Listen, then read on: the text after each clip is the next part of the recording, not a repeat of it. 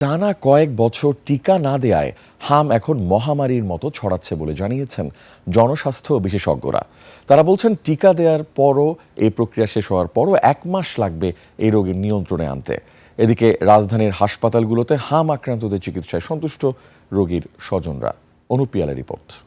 নগদ নিয়ে এলো হার না মানা হার অফার। সর্বনিম্ন 10,000 টাকা রেমিটেন্স নগদে পাঠালে থাকছে স্বর্ণের হার জেতার সুযোগ। শরীরে ছোপ ছোপ দাগ দেখে প্রথমে পরিবার মনে করেছিল অ্যালার্জি, পরে জ্বর সর্দি কাশি এসব উপসর্গ দেখে ডাক্তারের কাছে নিয়ে জানা যায় রোগী হামে আক্রান্ত। 4 বছর বয়সী জুনায়েদ হোসেন হামে আক্রান্ত হয়ে শুয়ে আছেন রাজধানীর ডিএনসিসির এই ওয়ার্ডে। বড় ভাই রাফিনের থেকে এই রোগ ছড়িয়েছে ছোট ভাই জুনায়েদের শরীরে। বড় ছেলেকে নিয়ে প্রথম ভর্তি হয়েছিলাম, অনেক জ্বর ছিল, তো ওখান থেকে বলছে তার র্যাশ হয়েছে, র্যাশ নিয়ে ভর্তি ছিল। ওকে নিয়ে 10 দিন ছিলাম, ওইখান থেকে আমার ছোট বাচ্চারও ভাইরাস হয়েছে, ওকে নিয়ে আজকে 9 দিন ধরে ভর্তি। শুধু শিশু জুনায়েদই নয়, এরকম অসংখ্য শিশু শুয়ে আছে অসুস্থ হয়ে এই ওয়ার্ডে। তবে পর্যাপ্ত চিকিৎসা সেবা পাচ্ছেন বলে জানান স্বজনরা।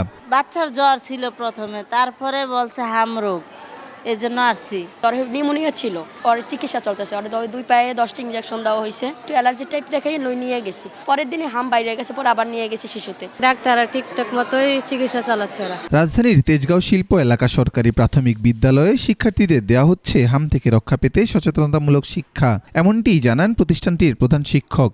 তরল জাতীয় বেশি খাবার খাওয়া, ভিটামিন সমৃদ্ধ খাবার খাওয়া এবং হামের যে টিকাগুলো আছে সেগুলো যেন তারা যথাযথভাবে নেয়, সেই বিষয়ে নির্দেশনা দেওয়া হয়েছে। তবে জনস্বাস্থ্য বিশেষজ্ঞ ডাক্তার মুস্তাক হোসেন বলেন, করোনার বছর থেকে টিকা না দেওয়ার ফলে হাম মহামারীতে পরিণত হয়েছে। অনেক দিন ধরে হামের টিকা দেওয়া একটা ঘাটতি, সেই ঘাটতির কারণেই এটা জমে এটার হামের বিস্ফোরণ হয়েছে, যেটা বলা যেতে পারে হামের মহামারীতে পরিণত হয়েছে। তবে সরকারের টিকাদান প্রক্রিয়া সফল হলে 1 মাসে এই রোগ নিয়ন্ত্রণে আসবে বলে আশাবাদী তিনি। অন্য রোগীর সংস্পর্শে না আসে তাদেরকে আলাদা করে রাখা, তাহলে হামের রোগী আর বাড়বে না। আর প্রথম দিকে যদি শনাক্ত হয় মাঠ পর্যায়ে, তাহলে এরা জটিল পরিস্থিতিতে যাওয়ার আগে চিকিৎসার মধ্যে চলে আসবে। কাজে এই 3টা কাজ পাশাপাশি করলে আমরা 1 মাসের মধ্যে রোগী কম দেখতে পাবো, আর মৃত্যুর সংখ্যা আমরা 2 মাস পরে কমতে পাওয়া যাবে। তবে হাম প্রতিরোধে সতর্কতার পাশাপাশি আক্রান্তদের চিকিৎসার পর্যাপ্ত ব্যবস্থা নিতে আহ্বান জানান তিনি। এই সুবিধাটা বিকেন্দ্রীকৃত করতে হবে। অনুপ পিয়াল, 21 টেলিভিশন, ঢাকা।